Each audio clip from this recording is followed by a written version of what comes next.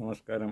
Reiki ശാക്തയും കഴിഞ്ഞ ദിവസങ്ങളിൽ റേക്കിയുടെ ഓരോ പോയിന്റുകളെക്കുറിച്ചാണ് നമ്മൾ പറഞ്ഞു വരുന്നത്. ഒന്നാമത്തെ point eyes and sinus area. 2, eyes and sinus area പ്രതിനിധീകരിക്കുന്നത് ആത്മാവിനെ ബന്ധപ്പെട്ടുള്ള കാര്യമാണ്. ടെമ്പിൾസ് ഗുരുപരമ്പരയോട് ചേരുന്നു. ഇയേഴ്സ് നമ്മളുടെ പുറം ലോകവുമായിട്ടുള്ള വാതയാനങ്ങൾ. നാലാമത്തെ പോയിൻ്റാണ് ഒസിഫിറ്റൽ ലോബ്. വളരെ പ്രധാനപ്പെട്ട ഒരു പോയിൻ്റാണ് ഒസിഫിറ്റൽ ലോബ്. കൈകളിങ്ങനെ മുകളിലേക്കാണ് ബാക്ക് ഹെഡിലിങ്ങനെ പിടിക്കുന്നത്. ഈ നാലാമത്തെ പോയിന്റിൽ റേക്കി ചെയ്യുമ്പോൾ ഉണ്ടാകുന്ന മാറ്റങ്ങൾ വളരെ അത്ഭുതകരമാണ്.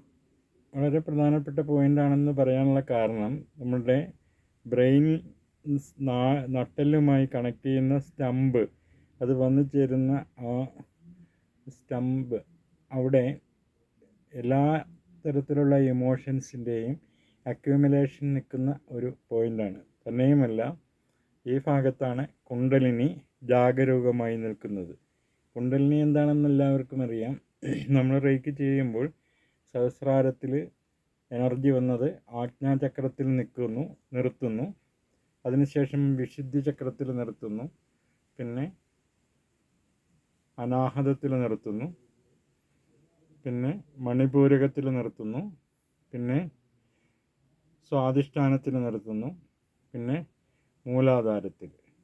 ഈ സമയത്ത് നമ്മൾ സങ്കല്പിക്കേണ്ടത് ഈ ഒരു സുവർണവർണ്ണ ഗോളം, ടെന്നീസ് ബോൾ പോലെ, അത് ഡിസെൻഡ്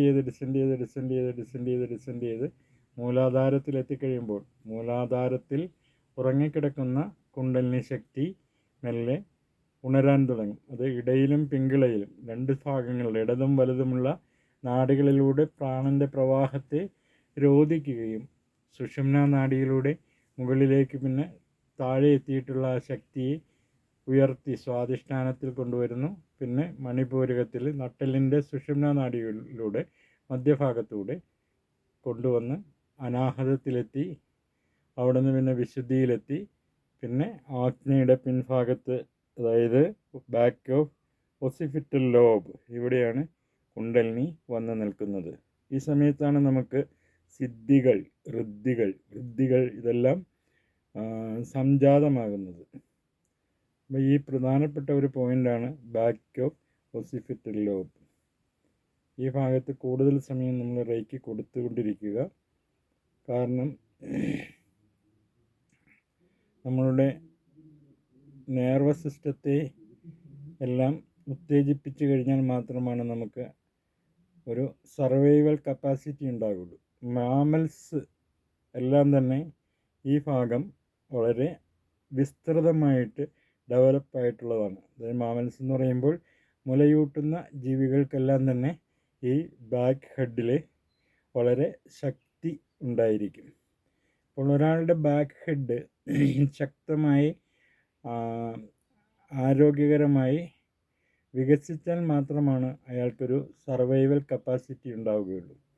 കൂടാതെ നമ്മൾ റേക്കി കൊടുക്കുമ്പോൾ, വേറൊരാൾക്ക് റേക്കി കൊടുക്കുമ്പോൾ ബാക്ക് ഹെഡിൽ ഒസിഫിറ്റൽ ലോബിൽ കൂടുതൽ സമയം നമ്മൾ റേക്കി കൊടുത്തിട്ട് അവിടെ ഇൻറ്റൻഷൻസ് വയ്ക്കുക, അഫർമേഷൻസ് വയ്ക്കുക. അതുപോലെ ഈ ഭാഗത്ത് റേക്കിയുടെ ഒരു ഗോളത്തെ പോസ്റ്റ് ചെയ്തിട്ട് നമ്മൾ ആ വ്യക്തിയോട് ഇന്ന കാര്യം ചെയ്യണം എന്ന് പറഞ്ഞു കഴിഞ്ഞാൽ ആ വ്യക്തി ആ കാര്യം തന്നെ ചെയ്യുന്നതാണ്. ഇപ്പോൾ നിരന്തരമായിട്ട് അഡിക്ഷനുള്ള ഒരാളെ, മദ്യപിക്കുന്ന ഒരാളെ നമ്മൾ സങ്കല്പിച്ച് ഈ ആളുടെ ബാക്ക് സൈഡിൽ ഒസിഫിറ്റൽ ലോബിൽ റേക്കി ഇങ്ങനെ പ്രൊമോട്ട് ചെയ്ത് പോസ്റ്റ് ചെയ്ത് കഴിഞ്ഞാൽ, എന്നിട്ട് ആ വ്യക്തിയോട് പറയണം സ്റ്റോപ്പ് ദീസ് ബാഡ് ഹാബിറ്റ്. അങ്ങനെ എന്തൊക്കെ നമുക്ക് ആവശ്യങ്ങളുണ്ടോ അത് ദൂരെ ഇരുന്നുകൊണ്ടാണെങ്കിലും നേരിട്ടാണെങ്കിലും ഈ വ്യക്തിയെ കൊണ്ട് നമുക്ക് ചെയ്യിപ്പിക്കാൻ സാധിക്കും. അപ്പോൾ നാലാമത്തെ റേക്കിയുടെ പോയിൻ്റ് വളരെ പ്രധാനപ്പെട്ടതാണ്. എല്ലാവരും റേക്കി ബാക്ക് ഒസിഫിറ്റൽ ലോബിൽ കൂടുതൽ കോൺസെൻട്രേറ്റ് ചെയ്യുക. ഇതിനെ ഈ ഭാഗം കളർഫുള്ളാക്കുക. ഇങ്ങനെ ഇതിനെ ഈ ഭാഗത്തുള്ള ഓറയെ എക്സ്പാൻഡ് ചെയ്യുക. ഒട്ടിയിരിക്കുന്ന ഈ തലയോടിനോട് ഒട്ടിപ്പിടിച്ച് നിൽക്കുന്ന ആ സ്കിന്നിലുള്ള ആ സൂക്ഷ്മമായിട്ടുള്ള നെർവസ് പാസ് ചെയ്ത് പോകുന്ന സ്കിന്നിനടിയിലൂടെ പോകുന്നതും പുറമേ കൂടി പോകുന്നതും ആയിട്ടുള്ള ആ നെർവസിനെയെല്ലാം ഉത്തേജിപ്പിക്കുക. അങ്ങനെ ഇവിടം ഒരു ട്രാൻസ്പെറൻ്റ് ആയിട്ടുള്ള ഒരു പോർഷനായിട്ട് മാറ്റിയെടുക്കണം. അപ്പോൾ മാത്രമാണ് നമുക്ക് മുഖപ്രസാദം ഉണ്ടാവുകയുള്ളൂ. മുഖപ്രസാദം ഇല്ലെങ്കിൽ ഒരു സ്ഥലത്ത് ചെന്ന് കഴിഞ്ഞാൽ നമ്മൾ അംഗീകരിക്കപ്പെടില്ല. അക്സെപ്റ്റൻസ് കിട്ടണമെങ്കിൽ തീർച്ചയായിട്ടും നമ്മളുടെ മുഖം, മുഖ്യപ്രാണൻ അത് തെളിഞ്ഞിരിക്കണം.